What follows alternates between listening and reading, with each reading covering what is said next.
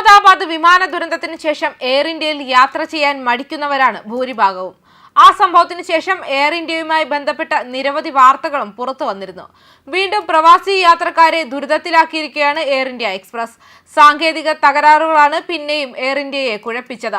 ഇന്ന് രാവിലെ 11:50 ദോഹയിൽ നിന്നും കോഴിക്കോട്ടേക്ക് പുറപ്പെടേണ്ടിയിരുന്ന IX-376 എയർ ഇന്ത്യ എക്സ്പ്രസ് വിമാനം അവസാന നിമിഷം റദ്ദാക്കുകയായിരുന്നു.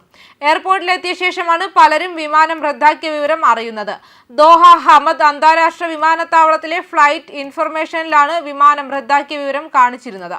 അവധിക്കാലത്ത് കുറഞ്ഞ നിരക്കിൽ നാട്ടിലേക്ക് പോകാൻ ടിക്കറ്റ് എടുത്തൊരുങ്ങിയ നിരവധി യാത്രക്കാരെയാണ് വീണ്ടും എയർ ഇന്ത്യ എക്സ്പ്രസ് പ്രതിസന്ധിയിലാക്കിയത്. വെള്ളിയാഴ്ച സാങ്കേതിക തകരാറിനെ തുടർന്ന് മുടങ്ങിയ ദോഹ തിരുവനന്തപുരം എയർ ഇന്ത്യ വിമാനം റീഷെഡ്യൂൾ ചെയ്ത് ഇന്ന് രാവിലെയാണ് പുറപ്പെട്ടത്. ഹമദ് അന്താരാഷ്ട്ര വിമാനത്താവളത്തിൽ നിന്ന് ചെക്കിങ്ങും ബോർഡിങ്ങും കഴിഞ്ഞ് യാത്രക്കാർ വിമാനത്തിൽ കയറിയ ശേഷമായിരുന്നു റദ്ദാക്കിയത്.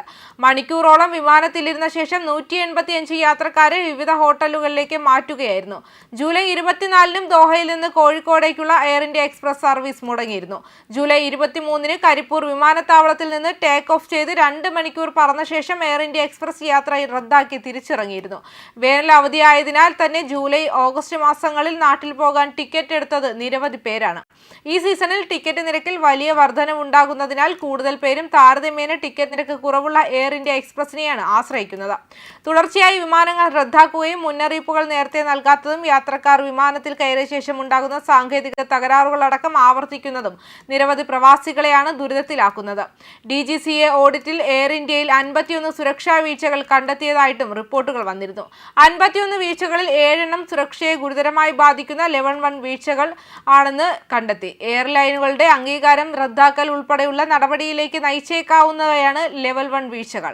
എയർലൈനുകളുടെ സുരക്ഷയെ ബാധിക്കുന്ന നിയമങ്ങൾ പാലിക്കാത്ത 44 ലെവൽ 2 വീഴ്ചകളും പരിശോധനയിൽ കണ്ടെത്തി. ബോയിംഗ് 787, 777 വിമാനങ്ങളുടെ ചില പൈലറ്റുമാർക്ക് മതിയായ പരിശീലനത്തിന്റെ അഭാവം, അംഗീകൃതമല്ലാത്ത സിമുലേറ്ററുകളുടെ ഉപയോഗം, റോസ്റ്ററിംഗ് സംവിധാനത്തിലെ പിഴവുകൾ എന്നിവയും ഇതിൽ ഉൾപ്പെടുന്നു.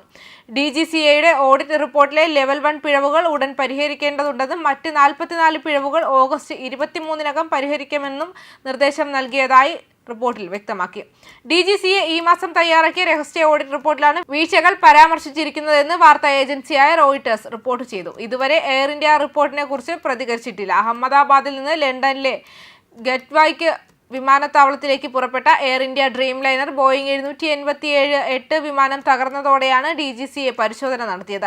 ജൂൺ 12 ലോകത്തെ ഞെട്ടിച്ച ആകാശ ദുരന്തമുണ്ടായത്. പറന്നുവരുന്ന ഏതാനും നിമിഷങ്ങൾക്കുള്ളിൽ തന്നെ എഞ്ചിനുകളിലേക്ക് ഇന്ധനം എത്തുന്നത് നിലച്ചതോടെ വിമാന നിയന്ത്രണം വിട്ട് താഴേക്ക് പതിച്ച് കത്തിയമരുകയായിരുന്നു. റൺവേ 23 അറ്റത്ത് നിന്നും അധികം ദൂരെയല്ലാത്ത സ്ഥിതി ചെയ്യുന്ന BJ മെഡിക്കൽ കോളേജ് ഹോസ്റ്റലിലാണ് വിമാനം ഇടിച്ചത്. വിമാനത്തിലുണ്ടായിരുന്ന 230 യാത്രക്കാരും ജീവനക്കാരും നിലത്തുണ്ടായിരുന്നവരും ഉൾപ്പെടെ മരിച്ചു. അഹമ്മദാബാദ് വിമാനാപകടത്തിന്റെ പ്രാഥമിക അന്വേഷണ റിപ്പോർട്ട് പുറത്തു വന്നെങ്കിലും ദുരൂഹതകൾ തുടരുകയാണ്. പറന്നുവരുന്ന സെക്കൻഡുകൾക്കകം വിമാനത്തിന്റെ 2 എഞ്ചിനുകളുടെയും പ്രവർത്തനം നിലച്ചു. എഞ്ചിനിലേക്ക് ഇന്ധനം നൽകുന്ന സ്വിച്ചുകൾ ഓഫായതായി അന്വേഷണത്തിൽ കണ്ടെത്തുകയും ചെയ്തു. ആരാണ് സ്വിച്ച് ഓഫ് ചെയ്തതെന്ന് ഒരു പൈലറ്റ് മറ്റൊരു പൈലറ്റിനോട് ചോദിക്കുന്നതും താൻ ചെയ്തിട്ടില്ലെന്ന് മറുപടി പറയുന്നതും വോയിസ് റെക്കോർഡിൽ പിന്നാലെ പൈലറ്റുമാരുടെ സംശയ നിലനിർത്തിയതിൽ പ്രതിഷേധമുയർന്നു. എങ്ങനെ അപകടം സംഭവിച്ചു എന്നതിൽ ഇതുവരെയും വ്യക്തതയില്ല. അതുകൂടാതെ അഹമ്മദാബാദിൽ ബോയിംഗ് 787 ഡ്രീം ലൈനർ വിമാനം തകർന്നു വീണതിന് പിന്നാലെ 4 ദിവസത്തിനു ശേഷം 100-ലധികം എയർ ഇന്ത്യ പൈലറ്റുമാർ മെഡിക്കൽ അവധിയിൽ പ്രവേശിച്ചതായി ജൂനിയർ വ്യോമയാന മന്ത്രി മുരളീധരൻ മോഹോൾ പാർലമെന്റിൽ വ്യക്തമാക്കിയിരുന്നു. പൈലറ്റുമാരുടെ മാനസികാരോഗ്യം പ്രത്യേകിച്ച് അപകടത്തിന് ശേഷം തിരിച്ചറിയുകയും കൈകാര്യം ചെയ്യുകയും ചെയ്യേണ്ടതിന്റെ ആവശ്യകതയും അദ്ദേഹം വ്യക്തമാക്കി. 51 കമാൻഡർമാരും 61 ഫ്ലൈറ്റ് ഓഫീസർമാരും ആ ദിവസം അവധിക്ക് അപേക്ഷിച്ചതായി മന്ത്രി വ്യക്തമാക്കി. ലോക്സഭയിലെ ഒരു ചോദ്യത്തിന് മറുപടിയായാണ് മന്ത്രി ഇക്കാര്യം പറഞ്ഞത്. പൈലറ്റുമാരുടെ ഉൾപ്പെടെ ഫ്ലൈറ്റ് ജീവനക്കാരുടെ മാനസികാരോഗ്യം വിലയിരുത്തുന്നതിനും ഉറപ്പാക്കുന്നതിനും നടപടികൾ സ്വീകരിക്കാൻ വിമാന കമ്പനികൾക്ക് 2023 ഫെബ്രുവരിയിൽ നോട്ടീസ് നൽകിയിരുന്നതായിട്ടും മന്ത്രി വ്യക്തമാക്കുകയാണ്. ന്യൂസ് ഡെസ്ക് കർമ്മ ന്യൂസ്.